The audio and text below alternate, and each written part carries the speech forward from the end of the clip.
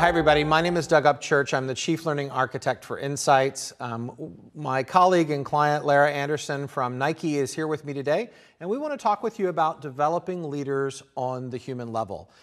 We had the opportunity to give this presentation a little bit earlier, and we wanted to share with you kind of an abridged version of that with you now. So we're going to move through these slides fairly quickly, but just want to make sure you kind of connect with some of these concepts and challenges that we see organizations and leadership development folks facing in this disrupted world that we live in.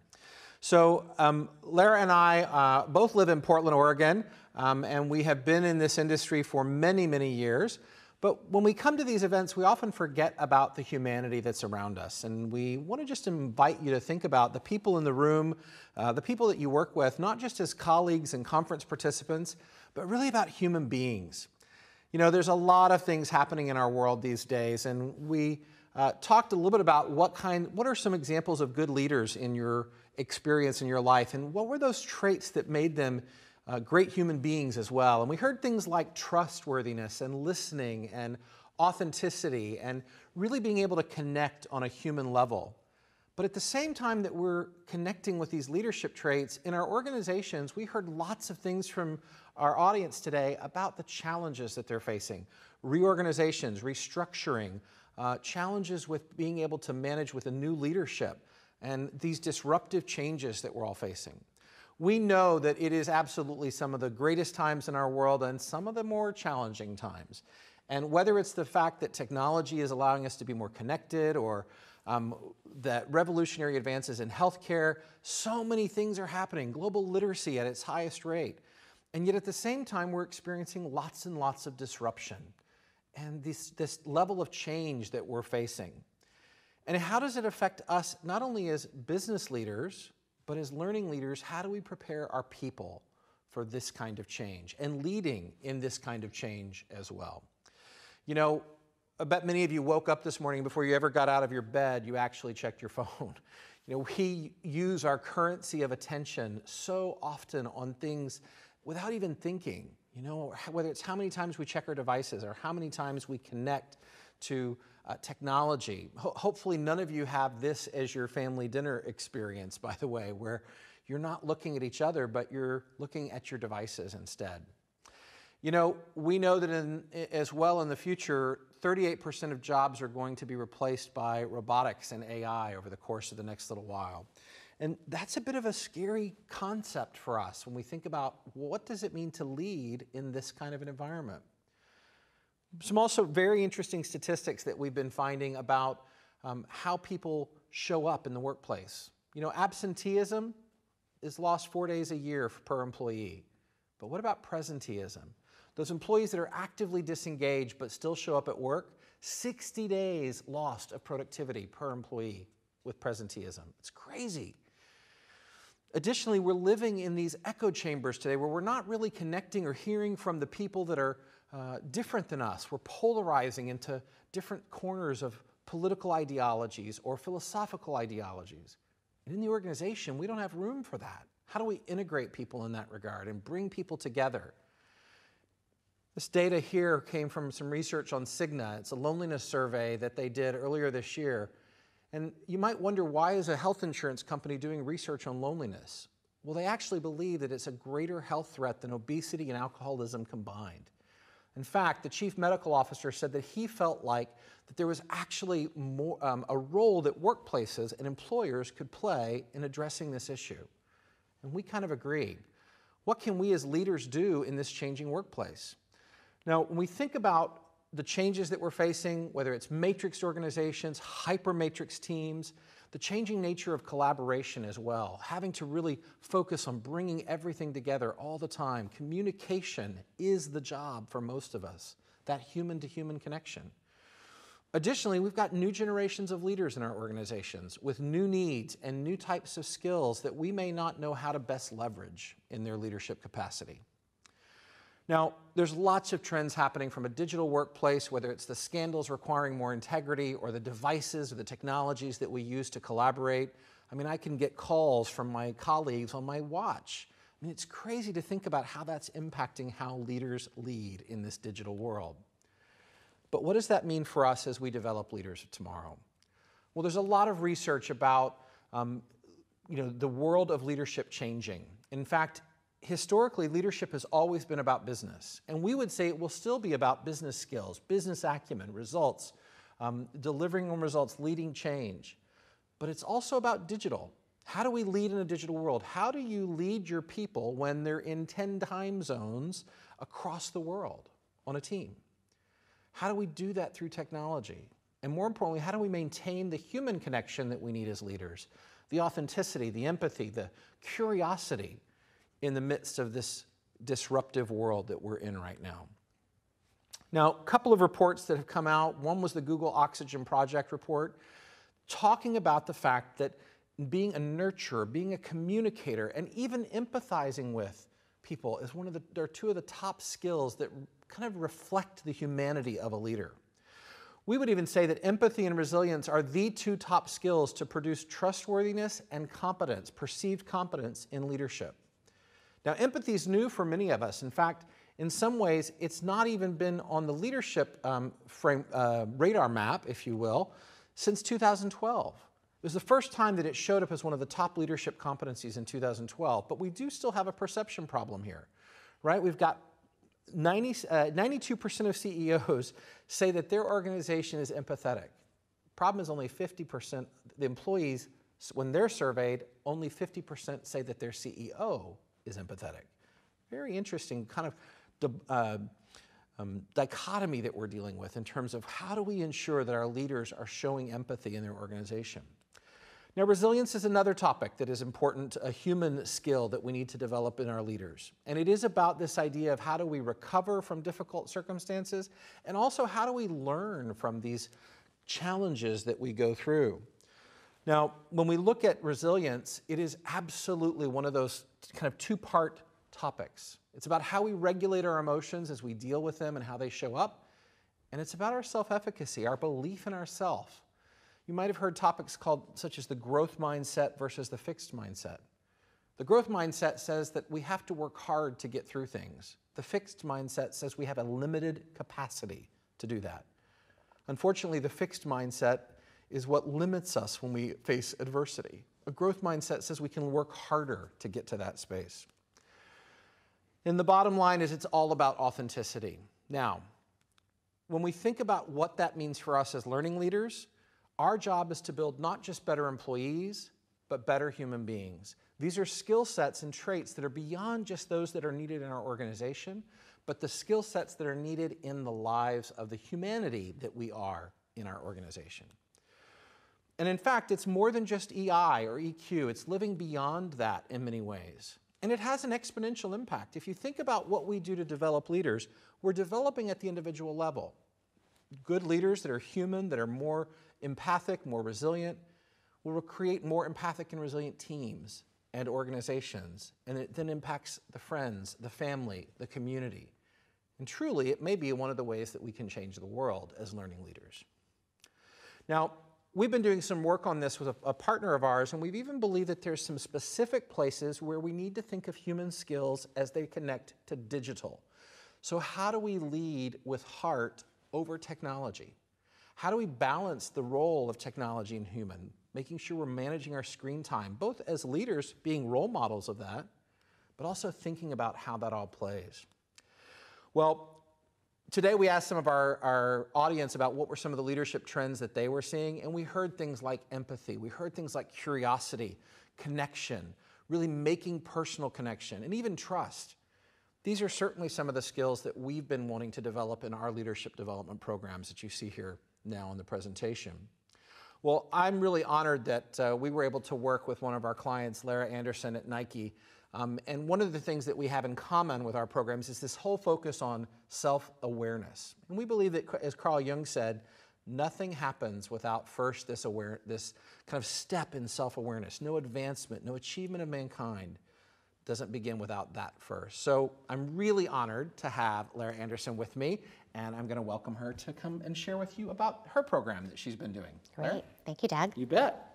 Hello, great. It is an honor to be here and share with you some work that we've been working on over the past 5 years.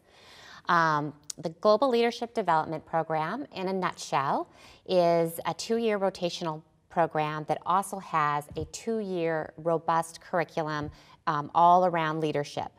And so I'll dive into that in just a second. One of the things that I do when I start this out is to kind of have the audience think about what are some of the things when you think about the best leader that you possibly known. What are some of those traits that Doug talked about that are necessary in our organization as we move forward? And then I have them actually compare who they are today as a leader. And what are those things that they want to take with them? What are some of those things that maybe because that leader, that great leader even, is a human, that they want to leave kind of behind them? And kind of look at who is the leader that they want to be. And then we enter that 2-year journey. And that really is the GLDP in a nutshell. It's kind of beginning that journey of becoming the leader that they want to be. So to begin, I want to just ground you in Nike's mission statement, which I love. It's super inclusive. And it's really what brought me to Nike, and it's what keeps me at Nike. To bring inspiration and innovation to every athlete in the world. And the asterisk there is if you have a body, you're an athlete. So that's everyone, right? In order for us to live out our mission, we need to ensure that our athletes, our employees and leaders, are also they're working at their best, they're inspiring, they're being able to be innovative in our space. Mark Parker, who's our CEO, says, "We are in the business of unleashing and maximizing human potential." And that is what I do. I feel like what I get to do every day. It's super exciting. And I align very much with the purpose and our mission statement. So the GLDP basically is a talent accelerator, building future leaders with critical capabilities to drive an integrated organization of the future. Our purpose, our vision, I should say, is to be known and sought out after as end-to-end, best-in-class leaders across the globe. Our mission is to fuel Nike's growth by accelerating the development of diverse and next-gen leaders. Our talent strategy is to acquire, develop, and engage diverse hypo talent, and how we do that is we deploy the talent in a non-traditional way throughout the organization. So rather than sitting somewhere in a function for 2 years, we take them through 6 months at a time into different functional areas. And while they're there, they're delivering against really critical strategy-aligned projects. We build a bench of agile, enterprise-minded leaders required for the future. And most importantly, we're really looking to cultivate the leadership's identities of the future that know how to inspire and engage a diverse workforce. Our program strategy is pretty simple. We source, we bring in kind of internal and interns. We train, so within that 2 years, we take them through an immense amount of training, both in Nike Business and in Nike Leadership. And then we rotate. So every 6 months, like I said, they're kind of going into a different area. One of those times in which they're actually doing a geo-international assignment. So they're also getting that exposure to another culture or other businesses across. And what they come out with in doing that is they have, again, this end-to-end exposure of the organization, trusted networks to drive results. So we are ourselves, we have always been a very matrixed organization. And what this does is it really enables people to make those relationships and connections so they know who to contact, who to reach out to, it's basically how we get things done within our organization. And then they also come out with Nike and cross-cultural knowledge, and cultivated learning, agility, and change agility. And what we hope to deliver, and what we are delivering, what we have found that we're delivering, is an innovative strategic leader who leverages the end-to-end understanding across. And most importantly, leaders who engage and inspire a diverse workforce in an ever-changing environment. I love this slide because I think it really summarizes what the program is all about.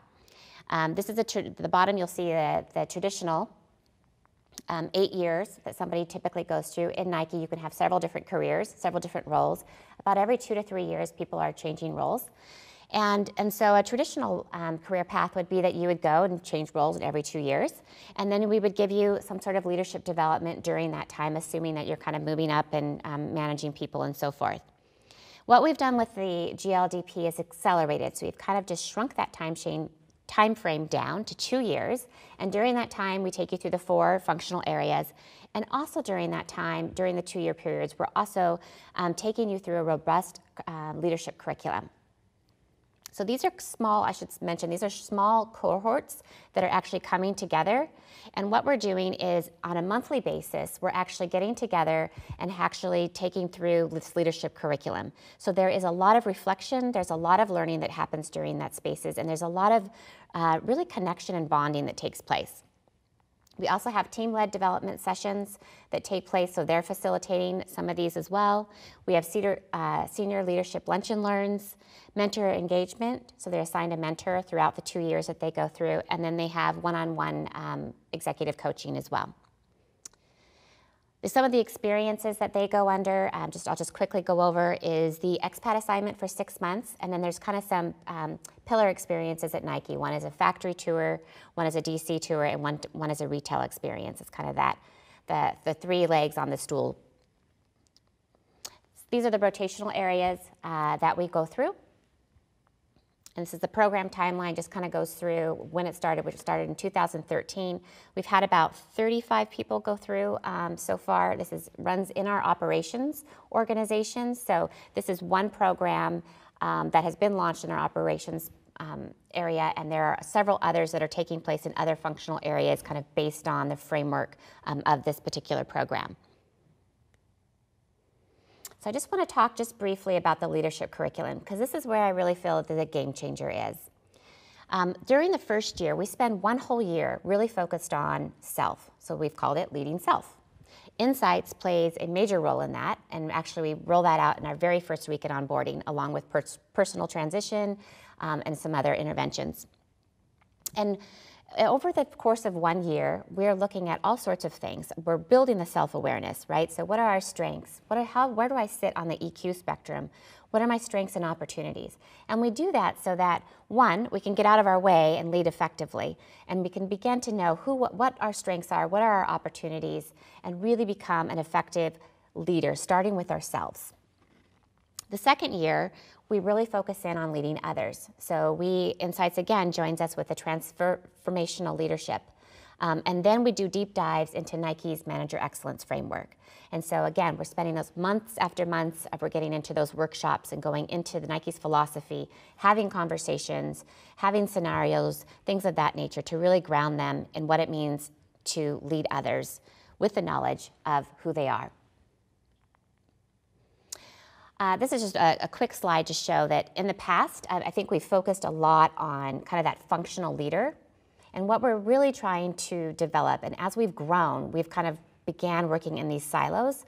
And so what we're really trying to develop is the enterprise mindset. These are our next VP level leaders that we're trying to develop. And so one of the questions that I often ask with the rotation when we're looking to design a rotation are, what are the 3 to 5 things that this leader will need in order to make critical decisions down the line if they never come back to this function?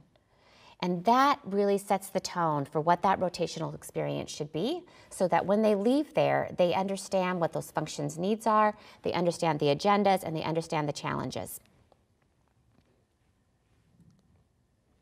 The success of the GLDP is that, again, we've kind of we're contrasting here between a HiPo employee versus the GLDP. HiPo is a little bit behind. They may have some functional areas that they've gone through over those 8 years. It could all be in the same pipeline. Whereas with the GLDP, we're super strategic about ensuring that they're in different pipelines as they're going through the program. They may have an extended network, again, depending on where they sit in the organization. And because of where they're being placed within the GLDP, they're really expanding their network. They may have global and geo experiences. So again, it just depends on where they've been placed in the organization. Whereas when we design their 2 years, we ensure that they're in global and that they have some geo, along with that they're working on some strategic areas, and that then they're in a rotation that is really business executional. They may have cross-cultural and diversity appreciation, and we know for certain, sending people over for 6 months, definitely they're kind of thrown into a new culture and expected to deliver results at a very high level, and are able to gain that cultural and diversity appreciation. And then last, they may have a leadership skill set. depending on, again, what they've kind of gone through. We offer a week-long managerial type of training, but coming out of the GLDP, they have that next-gen leadership kind of locked and loaded and ready to go. This is Steve Prefontaine, and I love his quote, "To give anything less than your best is to sacrifice the gift." And so the GLDP is really doing that. We're figuring out what is our best, what does it look like, what are the gifts that I bring to the table? And not only that, but then how do I take those gifts and how do I take what I bring to the table and how do I find those things in the teams that I am privileged to serve? Doug? Thanks, Lara. So we're going to do just to wrap up with practical steps. We encourage you to think about how can we integrate self-awareness into your content, into your leadership development programs. How can you add more human leadership competencies to your frameworks? And what about balancing technology and human as well in that same space? Or maybe even just designing your leadership development from a perspective that allows for that deepening of human connection, having more human conversations. We hope that you'll take a moment to consider where in your leadership programs you could make a difference in this way, and maybe even think about yourself and where you could develop your own leadership skills. On behalf of Lara and myself, we want to say thank you, and we hope you have a great rest of your day.